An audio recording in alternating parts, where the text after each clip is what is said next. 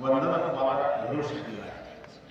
आणखी बाकीची देवपूजा आहे त्याच्यावर केश काळाचाही आहे, गोंडीचे वस्त्र आहेत, ताटाचा विशेष अशी महत्त्वपूर्ण देवपूजा आपल्याला तिथे प्राप्त झालेली आहे. आणि त्यानंतर आपण मोठ्या मठामध्ये म्हणजे मी जिथे असतो त्या मठामध्ये आपण आलात, तिथली देवपूजा केली. तिथे आपल्याला मानेकर पिढीची देवपूजा आपल्याला करायला मिळाली. मानेकर पिढी ही एक अतिशय महत्त्वपूर्ण परंपरा आहे.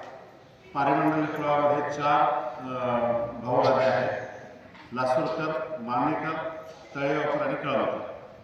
त्या 4 भावांपैकी ही जी मानेकर ही गादी आहे, पारिमंडल कुळात ही 4 भावांवर आधारित आहे आणि त्यातली ही प्रमुख गादी आहे. आणि त्याचं वंदन तुम्हाला करायला मिळालं. म्हणजे ती जी मूर्त फुलारी बघितली, ती फुलारी होती तिथे बघितली समोर, फुला मुख्य वंदन म्हणून ती केशवाची मूर्त आहे. आपल्याकडे प्रसादवत काही विशेष मानले जातात, त्यामध्ये केशवाचा जो विशेष आहे तो प्रसादवत मानला जातो. त्या प्रसादवत विशेषाची ती मूर्ती आहे. त्यामध्ये ताटाचा विशेष आहे, अनेक प्रकारचे विशेष सूत करून खेळवलेला आहे. त्या पाठीमागच्या बाजूला ही मूर्त पूर्ण नमस्कारी आहे. आणि महत्त्वाचा म्हणजे त्यामध्ये आरशाचा विशेष आहे. आरसा माहीत आहे तुम्हाला? आरसा आपण आरशामध्ये तोंड बघतो की नाही?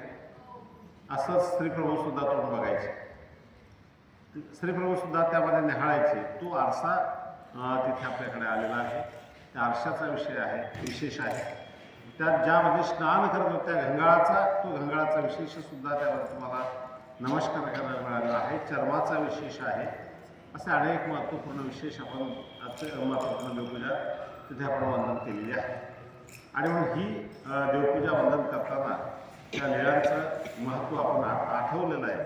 आणि अशाच प्रकारे आपण या स्थानांच्या करताना किंवा प्रसाद नमस्कार करताना त्या लीळा आठवल्या पाहिजेत. आणि मी प्रथमतः तुम्हाला सांगितलं की ज्यासाठी आपण निघालेलो आहोत, ज्या स्थानाचं वंदन करण्यासाठी जास्तीत जास्त लाभ घेण्यासाठी आपण निघालेलो आहोत, ते लाभ आपण घेण्याचा प्रयत्न करावा. कारण अध्यात्म किंवा धर्म इतका सहज आणि सोपा नाही. प्रत्येक गोष्टीला एक अर्थ असतो आणि म्हणून तो अर्थ आपण समजून घेतला पाहिजे. आपल्याकडे अशी म्हण आहे, जिच्या हाती पाळण्याची दोरी ती जगात उतरे, आहे ना? ऐकलेली आहे तुम्ही म्हणी, जिच्या हाती पाळण्याची दोरी ती जगात उतरे. स्त्रियांच्यामध्ये खूप काही सामर्थ्य आहे. ते सामर्थ्य एवढं मोठं आहे की ते आपल्या संपूर्ण घराचं वळण बदलवू शकतात, घराला चांगल्या मार्गावर नेऊ शकतात, वाईटही मार्गावर नेऊ शकतात, चांगल्याही मार्गावर नेऊ शकतात. परंतु आपण चांगल्या मार्गावर जायचं. आणि म्हणून स्त्रियांनी प्रथमतः सुशिक्षित होऊन हा धर्म आपल्या घरामध्ये वाढवून आपल्या परिवारामध्ये सुद्धा वाढवला पाहिजे. तुमची जबाबदारी अशी आहे, तुमच्यावर फार मोठी घराची संपूर्ण जबाबदारी आहे. जबाबदारी अशी की त्यांच्यामध्ये धर्म रुजवण्याचं काम तुम्हाला करायचं. घरामध्ये मुलं असतील, मालक असतील. आमच्या मार्गांमध्ये अशी पद्धती आहे, तुम्हाला मार्गाची पद्धती बऱ्याच लोकांना माहिती असेल, नाही असं नाही, परंतु सांगतो की मुलं सकाळी उठले की पहिल्यांदा देवपूजा केली आहेस का? देवपूजा केलेली असेल तरच त्याला चहा मिळते, नाहीतर चहासुद्धा दिली जात नाही, जेवायला दिलं जात नाही. पहिल्यांदा देवपूजा करून ये, नंतर तुला चहा मिळेल. हीच व्यवस्था तुम्ही घरात सुद्धा लावली पाहिजे की देवपूजा करून आधी मालक असेल, मुलं असतील, त्यांना सुद्धा हीच वळण लावलं पाहिजे. हे चांगली वळणं जर तुम्ही तुमच्या मुलांना, परिवाराला लावाल तरच कुठे काहीतरी तुमचा संसार सुखाचा होऊ शकेल. शेवटचा दिस एवढं व्हावा हे वाटत असेल तुम्हाला, तर या मुलांना हे धर्माचे संस्कार द्या. मुलांना डॉक्टर करा, वकील करा, इंजिनियर करा, वाटेल ते करा, पण त्यासोबतच मुलांना धर्माचे सुद्धा संस्कार द्या. जेव्हा धर्माचे संस्कार द्याल तेव्हाच मुलं तुमची चांगल्या प्रकारे उत्तम तुमची सेवा करू शकतील किंवा देशाची सेवा करू शकतील. ज्या मुलांना धर्माचे संस्कार नाही ना, त्यांना काहीही प्राप्त होत नाही. आणि मग तुमच्या मुलांना धर्माचे संस्कार जास्तीत जास्त झाले पाहिजे याची काळजी घ्या. अन्यथा आजचा काळ अत्यंत वाईट आलेला आहे. इतका वाईट काळ आलेला आहे की तुम्हाला सांगतानाही आम्हाला वेगळेपणा वाटतो. साधारण 25 ते 30 वर्षापूर्वीचा काळ होता. 25 ते 30 वर्षापूर्वी जर मुलीचं लग्न करायचं असेल त्या मुलीला भीती वाटायची की नणद कशी मिळेल, दीर कसा मिळेल, जावई कसा, पती कसा असेल, सासू कशी असेल, सासरा कसा असेल. भीती वाटायची की नाही त्यावेळी? नवीन लग्न करून जाते ती मुलगी, तिला भीती वाटायची. आणि आज आज सासू सासऱ्यांना भीती वाटायला लागली, मुलगी येणारी ती कशी असेल आणि ती कशी असेल ती आम्हाला वागवेल की नाही, ती घरात नीट राहील का नाही आणि किती दिवस राहील, या सर्वच गोष्टी परत मुलांना मुलगी भेटेल की नाही हाही प्रश्नच आहे. या सर्व गोष्टी वातावरण बदललेलं आहे आणि हे बदललेलं वातावरण सर्वात घातक आपल्या घरामध्ये काही असेल, सर्वात घातक शस्त्र आपल्या घरामध्ये आहे, जे चांगलंही आणि वाईट आहे. जसा दिवा आहे की नाही, दिव्यापासून प्रकाशही मिळतो, पण दिव्यानं घरं सुद्धा जाळतात. म्हणून कसा वापरायचे आपल्या हातात आहे. मोबाईल हे सर्वात घातक शस्त्र आपल्या हातामध्ये आलेलं आहे. आणि आई सुद्धा स्वयंपाक करत असते, मुलगा त्रास देतो म्हणून आई मुलाकडे मोबाईल देऊन देते. तो मोबाईल मुलगा मोबाईल बघता बघता काय बघतो याच्याकडे आईचं लक्ष नसतो, फक्त तो शांत बसलाय ना बघू द्या. म्हणून या मोबाईलच्या माध्यमातून अनेक प्रकारचे संस्कार या मुलांवर व्हायला लागलेले आहेत.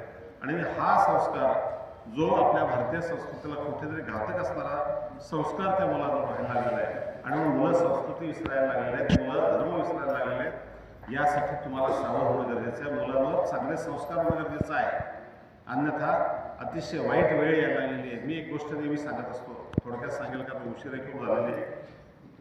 एकदा काय झालं की एक कुटुंब होतं, पती पत्नी, एक मुलगा होता, त्यांना छान चांगला हुशार मुलगा होता. 10वीमध्ये चांगले मार्क मिळाले, 12वीमध्ये आणखीन चांगले मार्क मिळाले, म्हणून तालुक्याच्या गावाला शिकायला टाकलं. तालुक्याच्या गावाला शिकला, चांगला ग्रॅज्युएट झाला, तिथेही चांगले मार्क भेटले आणि शिष्यवृत्ती भेटून तो अमेरिकेमध्ये गेला. चांगलेच मार्क्स मिळत होते, हुशारच होता. अमेरिकेमध्ये गेला, तिथे आणखी शिक्षण केलं, तिथेच शिक्षण केलं, तिथे नोकरी लागली, तिथे नोकरी करू लागला. नोकरी करता करता एक मुलगी भेटली, तिच्याशी लग्नही केलं आणि तिथेच स्थायिक झाला. आई बाप इकडे घरी होते, एकटे विसरून गेला. काही वर्षानंतर त्याला अचानक आठवण आली आणि आपण घरी जायला पाहिजे असं म्हणताना आईला फोन केला, वडिलांना फोन केला की मी येतोय भेटायला तुम्हाला, मला भेटायचं आहे. आणि असं म्हणतो भेटण्यासाठी अमेरिकेवरून मुंबईला परत आला. आईला अतिशय आनंद झाला, मुलगा आलाय, अमेरिकेचा मुलगा आलाय. आणि खूपच आईला वडिलांना दोघांनी आनंद झाला. आनंदानं त्याचं स्वागत केलं, खाणं पिणं सर्व सुरू झालं व्यवस्थितपणे. छानपैकी सर्व 2, 4, 8 दिवस राहिलेला आहे. 8 दिवस राहिल्यानंतर तो सांगतो की आई बाबा आपण असं करूया, मी आता अमेरिकेमध्ये स्थायिक आहे आणि तिकडे जी तुमची सून आहे त्या सुनेला अशी इच्छा आहे की तुमची सेवा करायची आणि मग तुम्ही माझ्यासोबत अमेरिकेला चला. आता पुण्या आईला वाटणार नाही, आपला मुलगा म्हणतोय सून सेवा करायची म्हणते.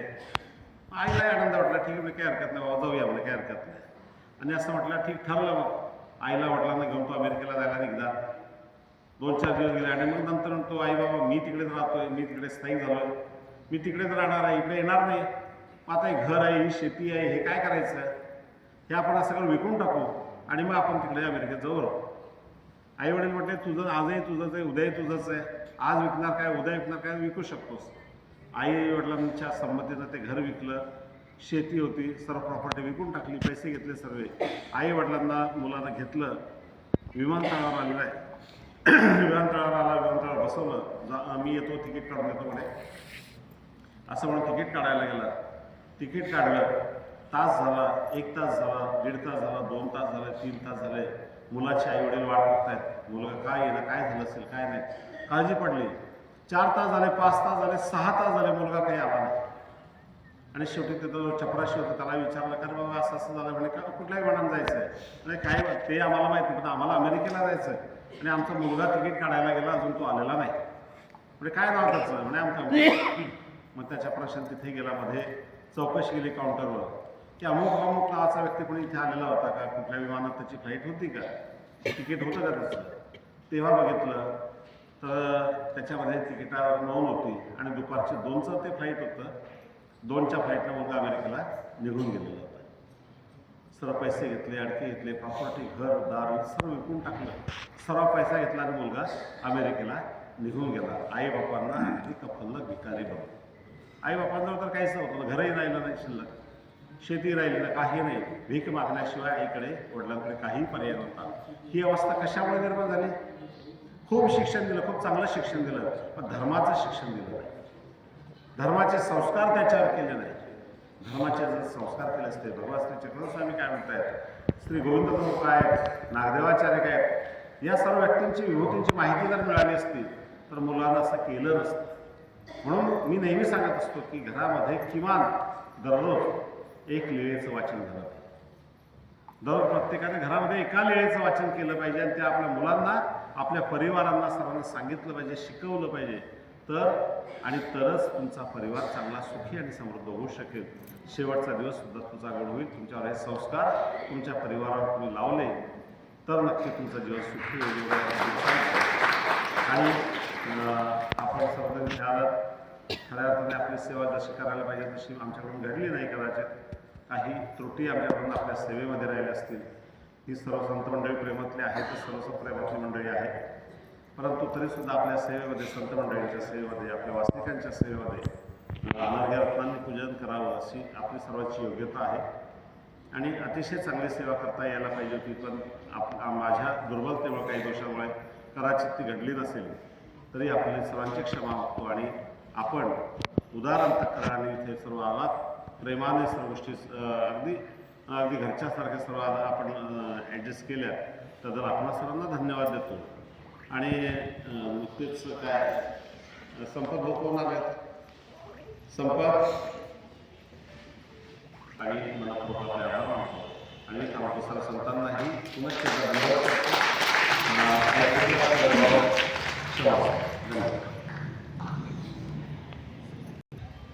मोठ्या शब्दामध्ये बरंच काही भावाच्या ठिकाणी आपल्याला सांगून दिलेलं आहे.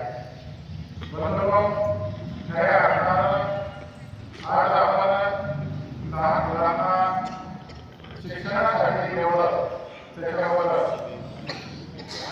वळण टाकतो किंवा शैक्षणिक क्षेत्रामध्ये आपण त्याची प्रगती आपल्याला वाटतं, पण आपण अभ्यासामध्ये त्याच्यावर तेवढी जर संस्कार दिले तर निश्चितच येणारी पिढी आणि संस्कारित होईल अशी आम्ही अपेक्षा या ठिकाणी व्यक्त